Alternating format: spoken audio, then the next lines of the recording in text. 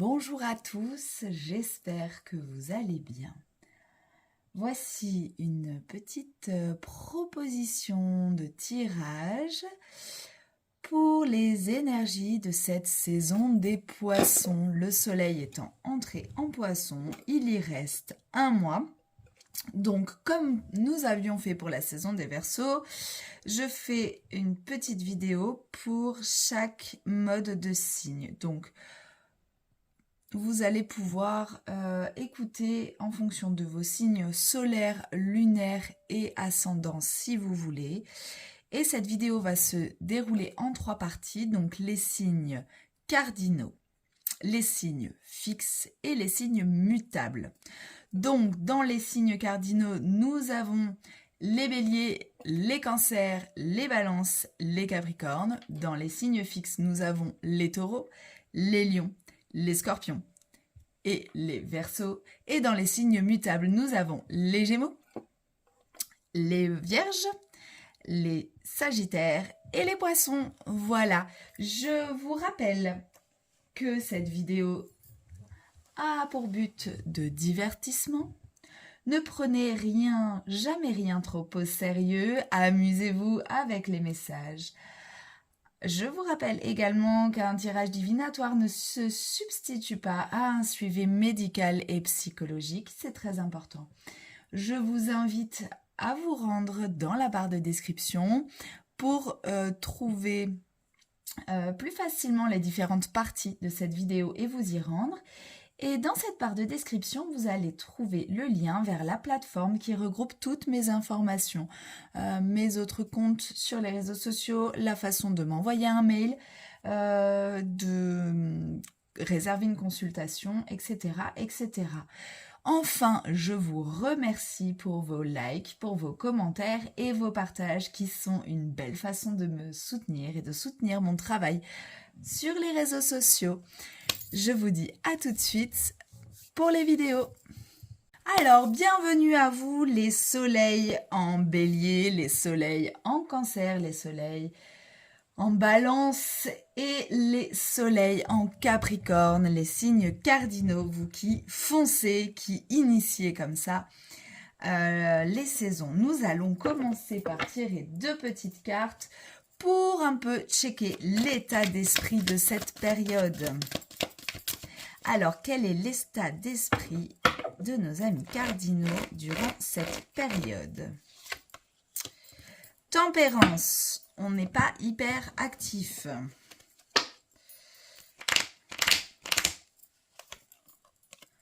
Le repos, bon ben c'est ce que j'allais dire. Il y a peut-être certains d'entre vous, certaines énergies qui sont comme ça dans une période de convalescence. Vous avez peut-être été un peu secoué, un peu remué. Vous avez peut-être un peu trop fait. Vous avez peut-être été aussi malade ou enrhumé. Et là, on entre dans cette période de convalescence. Ce qui me fait beaucoup penser à ça, c'est quand même que on entre dans les énergies de la fin de cycle. Et là, on est sur une fin de cycle astrologique, sur les énergies poissons. Du coup, là, c'est vraiment le moment de lâcher des choses. Et quoi de mieux que le repos pour conscientiser tout ce qu'il y a à lâcher et enfin lâcher des choses. Voilà, ça c'est votre invitation.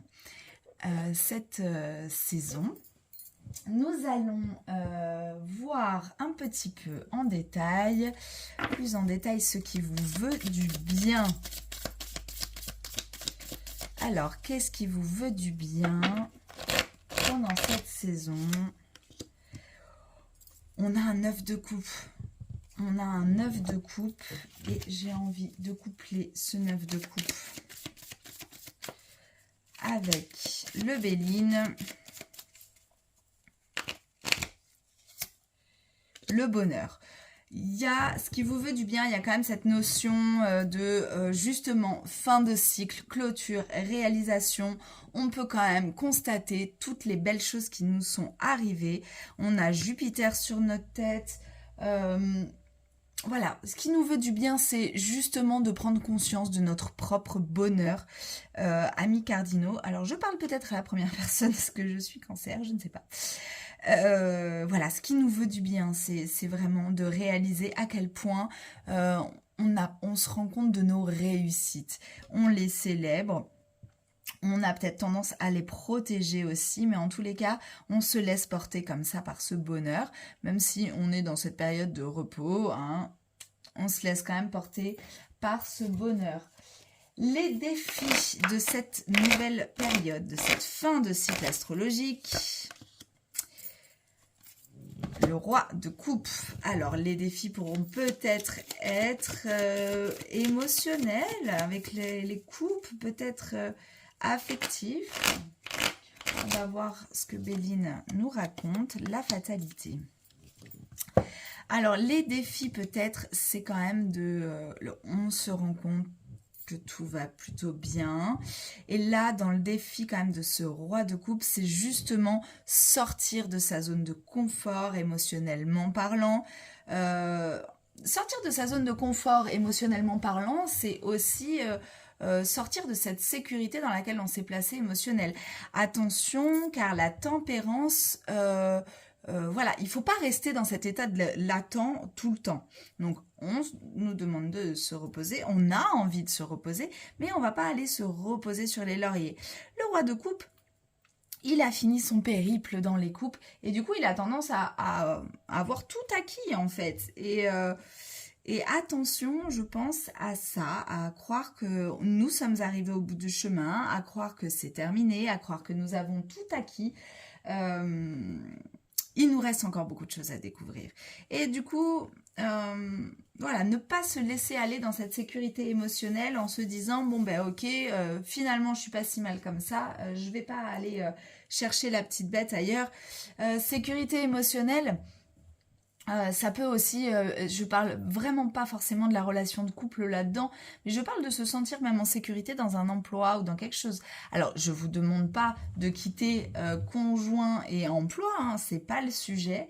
C'est plutôt de se rendre compte que, ok, vous avez passé un cycle, ok, vous avez fait, voilà, vous savez ce que vous avez fait, vous vous sentez bien. Mais ne pas perdre de vue qu'il y a toujours des améliorations possibles.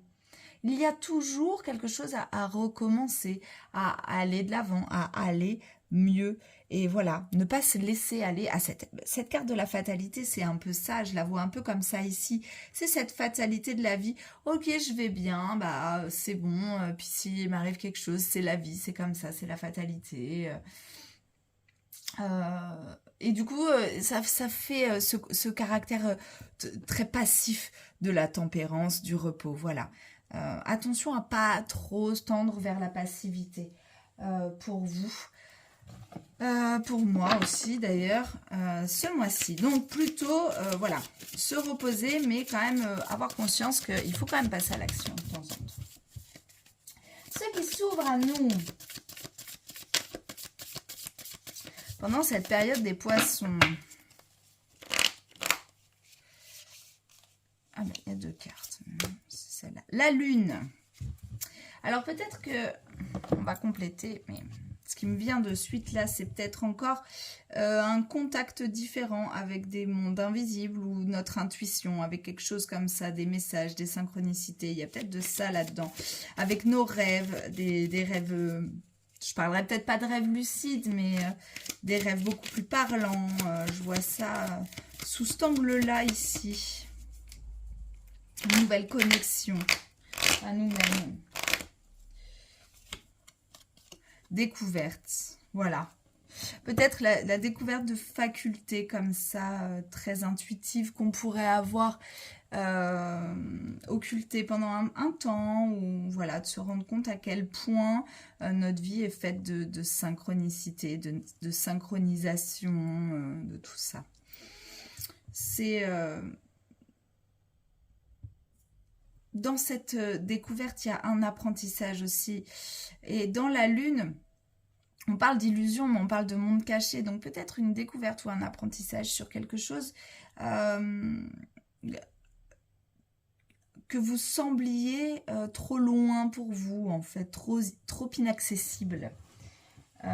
Et là, ça va peut-être s'ouvrir. Peut-être une formation dont vous rêviez et qui était trop chère pour vous et qui finalement, bah, paf, il y a un truc qui se débloque financièrement. Et enfin, vous pouvez partir à cette formation ou quelque chose comme ça, ou un truc qui se goupillait mal et finalement se goupille bien. J'y vois beaucoup d'apprentissage là. De nouveaux apprentissages, et ça peut être dans différentes ça peut être sur vous-même aussi, ça peut être sur des choses de l'enfance. Enfin, c'est vraiment très intérieur, très dans le rêve, voilà. Et il y a une découverte. Alors maintenant nous allons prendre Leïla, qui nous donne des petits trucs astro, et c'est le petit conseil pour les énergies cardinales.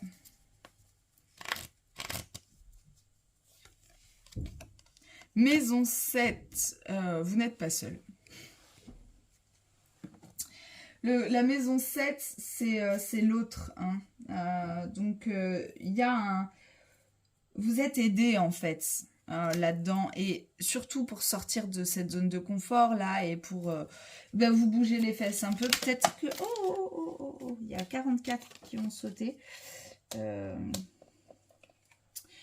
dont 2, alors je les garde parce que c'est tellement ça. Maison 7, c'est la maison, pour moi c'est l'autre, c'est la maison de Vénus, et là on dit clairement que vous n'êtes il y a la vitalité et l'énergie. Donc, c'est peut-être quelqu'un d'autre qui va pouvoir vous apporter la vitalité et l'énergie. Et il y a ce sentiment d'abandon. Et moi, je le vois comme ça, c'est-à-dire que vous avez peut-être senti que vous deviez votre réussite à vous-même, que vous pouvez compter que sur vous et tout ça. Et là, on vous invite quand même à ouvrir les yeux sur toutes les personnes qui peuvent réellement vous aider. Parce qu'il y a quand même cette vibration de jalousie et d'être envié. Donc, comme vous rayonnez le bonheur, que vous êtes reposé sur vos lauriers et que tout va bien, il y a peut-être cette notion-là d'être envié par les autres, et il y a peut-être cette notion de faire du tri dans vos connaissances pour vraiment vous allier à des personnes qui vont vous rendre cette énergie vitale, qui vont pas vous la piquer, quoi. Voilà, il y a de ça. Il y a de ça sur le conseil. Voilà, regardez qui sont vos réels alliés et qui ne le sont pas, en fait, qui vous piquent votre énergie et qui vous la renforcent ou vous la protègent. Dans votre entourage proche, hein, dans la maison 7, c'est vraiment la maison de l'autre. Voilà, amis cardinaux, je vous remercie encore et je vous dis à très vite. Alors, bienvenue à vous, les signes mutables. Nous allons regarder, donc signes mutables, les taureaux, les lions, les scorpions, j'ai du mal, et les verseaux. Nous allons regarder quel est votre état d'esprit pour cette saison des poissons. On a un joli 2 de coupe, il y a de l'union dans l'air, il y a un sens de guérison dans cette carte, d'après moi, toujours. Et l'union, ok, bon bah... Là, on est clair. Hein. Y a certainement parmi vous des personnes qui soit vont resserrer des liens dans leur relation, ou qui ont envie de resserrer des liens, et j'ai envie de dire, comme c'est un état d'esprit, peut-être même qui ont envie de resserrer les liens à eux-mêmes et de se sentir unis à eux-mêmes. Et des personnes d'entre vous qui ont envie de resserrer les liens dans le couple ou tout ça, ou en tous les cas de sentir que les liens sont forts et sont sincères avec les autres. Donc avec qui, pourquoi, comment, nous allons peut-être le voir par la suite. En tous les cas, il s'agit bien de l'union, comme focus, comme état d'esprit pour vous cette saison. Alors, nous allons aller regarder ce qui vous veut du bien dans cette saison des poissons sous le signe de l'union.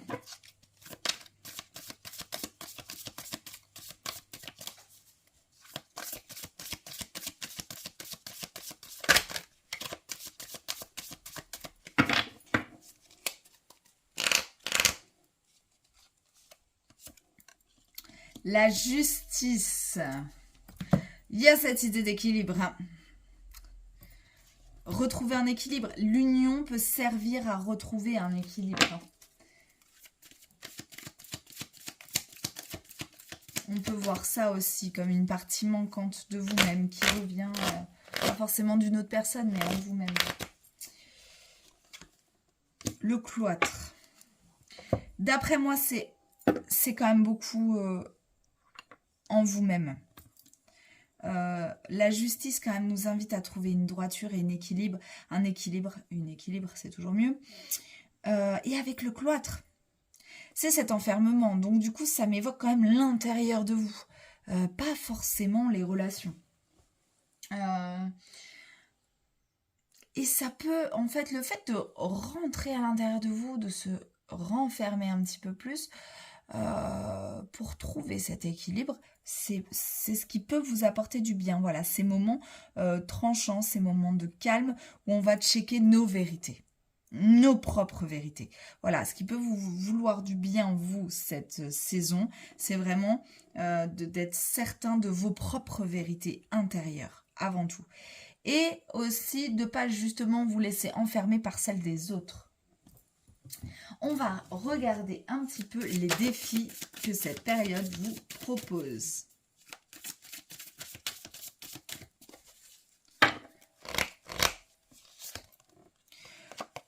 Oh, avec l'union, nous avons ce magnifique 3 de cœur, j'allais dire, 3 d'épée. Allez, 3 d'épée, il y a peut-être une corrélation entre ça et ça, de désillusion comme ça qui est en train de naître, sortir de l'illusion comparé à ce qu'on croyait sur des gens ou à des vérités qu'on croyait établies. On va regarder un petit peu ce que nous donne Béline à ce propos. L'infortune. Alors là, parce que c'est quand même une carte de changement, ce 3 d'épée. C'est quand même une carte de changement brutaux. Et peut-être que vous allez prendre la décision de trancher brutalement des vérités. Quelque chose qui a été établi depuis trop longtemps et qui vous empêche d'avoir cette droiture et cette verticalité. Et le défi, en fait, va être clairement de faire le tri et de vous redresser après ça. Peut-être on va vous faire un coup de Trafalgar quelque part. Et peut-être quelqu'un dont vous étiez proche. Et vous allez un peu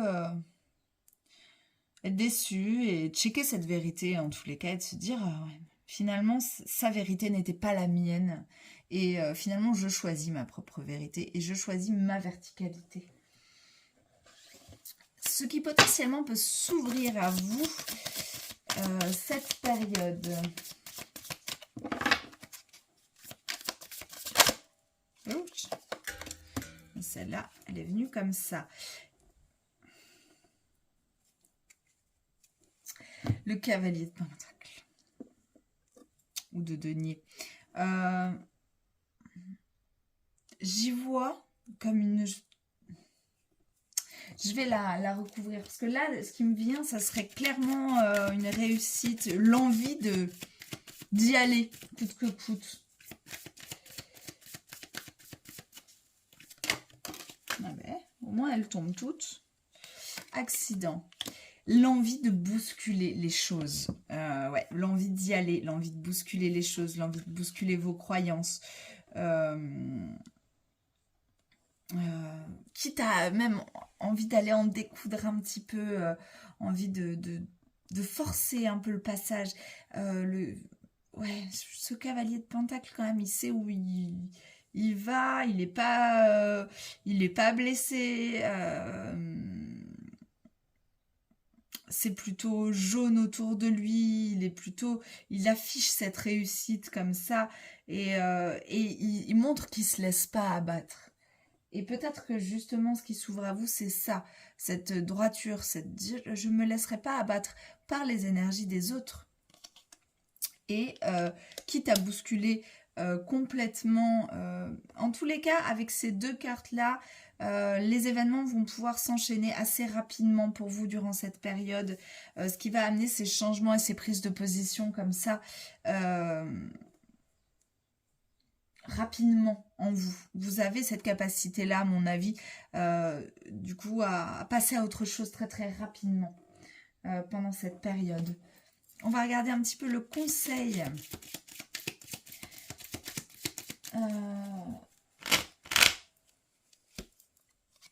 L'énergie feu, bon, clairement, on est là-dessus, hein, sur justement ce côté impulsif. Appuyez-vous peut-être sur votre côté impulsif. On en revient à ça, hein, le feu. Sur l'impulsivité. Ce qui peut ne pas être mauvais de temps en temps. Hein. Anxiété, nervosité. Évitez d'être trop négatif. Du coup, c'est ça. Alors, là, ok, on nous parle des énergies feu, donc c'est quand même une question d'impulsivité. Il y a quand même cette notion de purification avec le feu aussi. Et avec cette bouilloire, ça m'évoque et l'anxiété, ça m'évoque la cocotte minute. Justement, peut-être que et la cloître, la carte du cloître, vous enfermez pas dans ces petites railleries, dans ces schémas de pensée là. Ne vous laissez pas atteindre par ça. Vous avez cette capacité de rebondir et de faire les choses rapidement. Même si on vous la fait à l'envers ou quoi que ce soit, vous pouvez quand même rebondir, vous pouvez quand même aller de l'avant.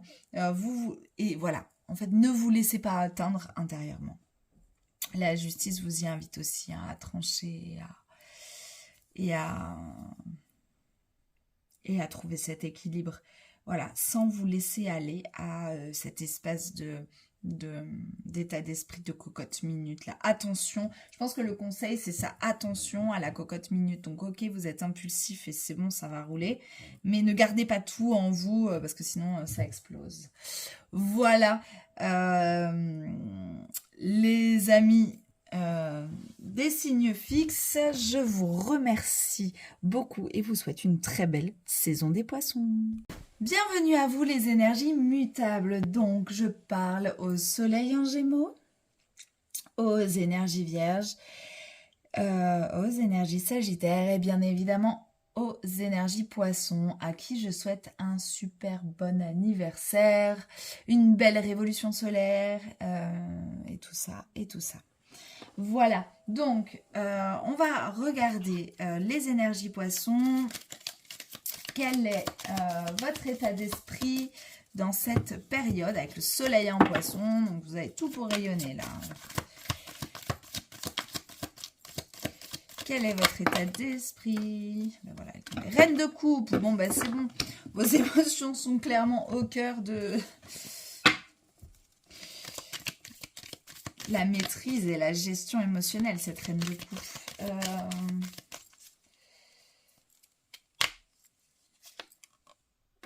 La victoire.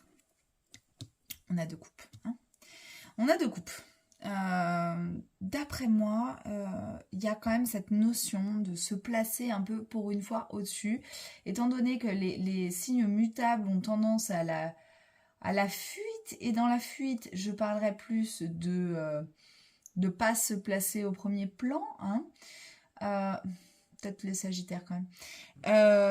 Et ben là, on vous invite à vraiment rayonner vos vérités, vos maîtrises, tout ça, quoi. Donc c'est une très belle invitation. En tous les cas, vous comprenez des choses, les énergies mutables. qui peuvent faire avancer tout le reste du groupe, hein. Et ne l'oubliez pas ça. Donc on va regarder maintenant ce qui vous veut du bien dans cette période des énergies poissons. Donc pour vous, les signes mutables.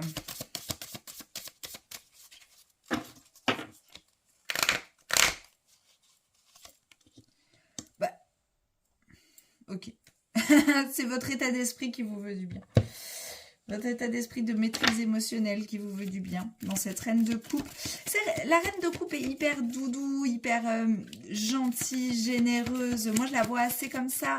Surtout, alors, dans le Rider-Waite, je la vois qui s'ennuie un petit peu quand même, hein. Et dans le Morgan Greer, elle a l'air quand même un petit peu plus doudou. Elle est quand même tournée vers le passé, on est bien d'accord, dans les deux tarots. Donc peut-être que vous raccrochez à des choses du passé, c'est ce qui peut vous vouloir du bien en cette période.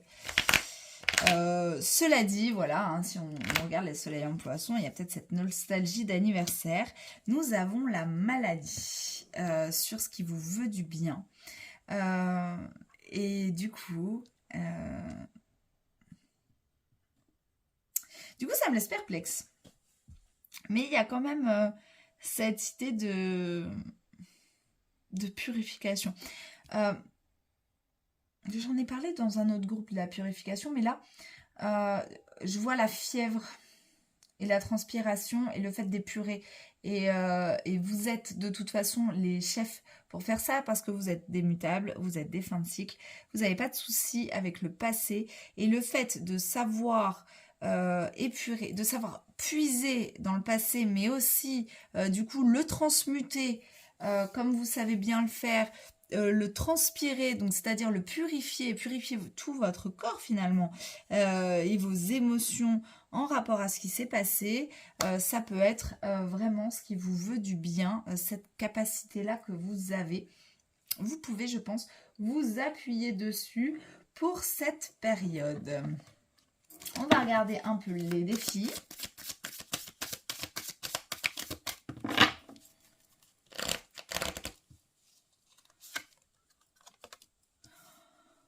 Vous avez que des figures.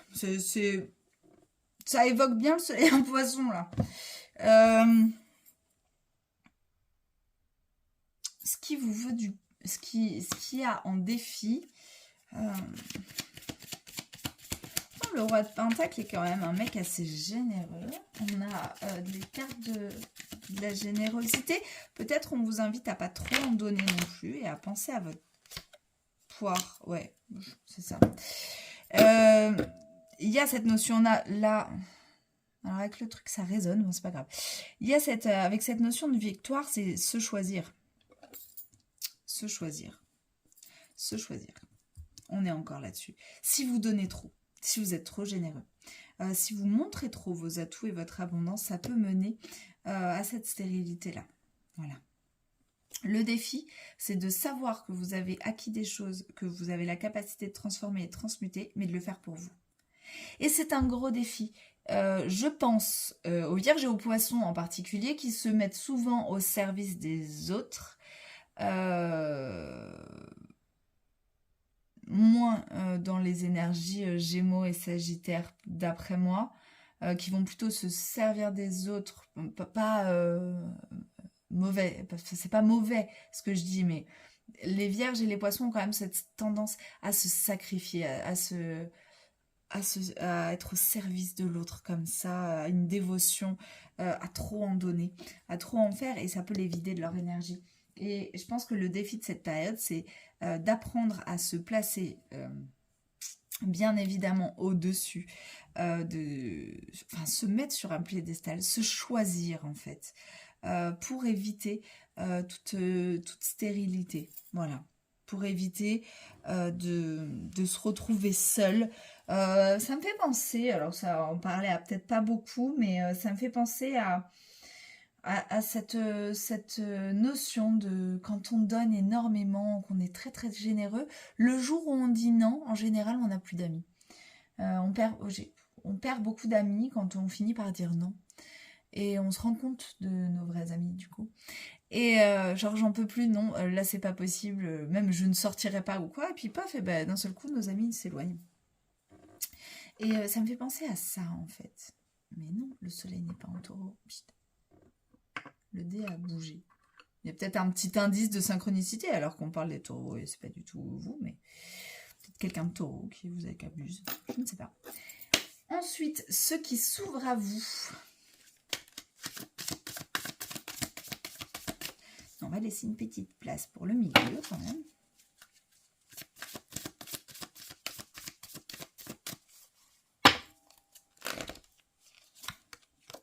Ah, un nouveau départ. Non, ou une nouvelle arrivée plutôt. Une clôture de cycle. On est là-dedans de toute façon, un peu tous. Hein, on va regarder. On a énormément de coupes dans ce tirage quand même. Et que des figures. D'après moi, il y a quand même cette notion de se choisir. On n'a pas eu les amoureux, mais de savoir se positionner avec ce feu-là, ce combat de coq. Il y a encore cette notion de se choisir, d'après moi. Il y a cette notion très martienne de faire valoir ses droits. C'est ce qui me vient. Faire valoir ses droits et imposer le droit, par exemple, de se choisir. Imposer le droit de garder pour soi ses réussites, son énergie, ses émotions. Ou plutôt, c'est même pas, c'est au-delà de garder pour soi ses émotions, c'est garder pour soi les conseils qu'on pourrait donner émotionnellement, étant donné que dans ces énergies-là, surtout je pense aux poissons, forcément, et aux vierges, encore une fois, mais les sagittaires et les gémeaux, bon le gémeaux est, tu peux pas, mais il a ça, c'est-à-dire, vous savez quand même, dans les signes mutables, vous avez quand même cette capacité de visionnaire et d'être déjà presque dans l'autre cycle. Et du coup, vous avez de très très bons conseils. Et du coup, on va peut-être vous demander toujours des conseils, et finalement, vous procurez des conseils à tout le monde, mais vous vous en procurez pas à vous-même. Et là, j'ai l'impression qu'on vous invite à dire stop, je me conseille d'abord. Voilà, je me choisis, je me conseille d'abord.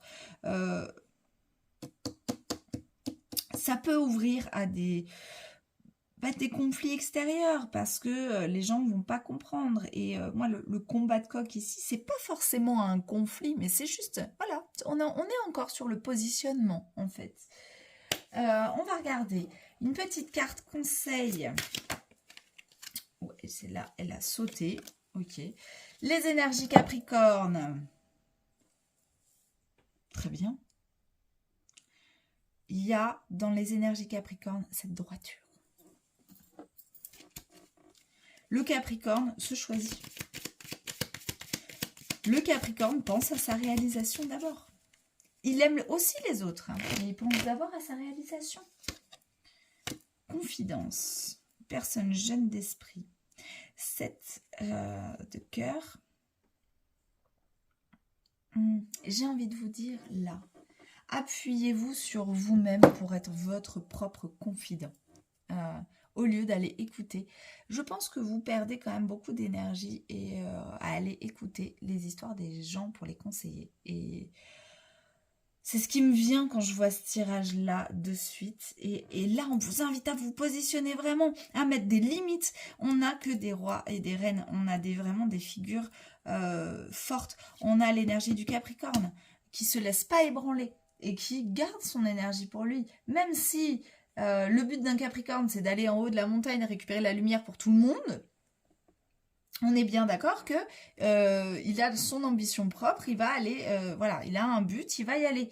Et là, c'est ça, votre but à vous, ce mois-ci, cette saison comme ça des poissons, c'est quand même de vous rendre compte que vous perdez du temps avec vous-même en conseillant trop les autres et que vous pouvez aussi vous appuyer sur vous-même et vous conseiller. Je vous conseille d'écrire. Voilà, c'est le conseil de la saison. Je vous remercie beaucoup et je vous dis à très vite. Et je vous souhaite encore un bon anniversaire les poissons et une super saison des poissons. Allez, des bisous.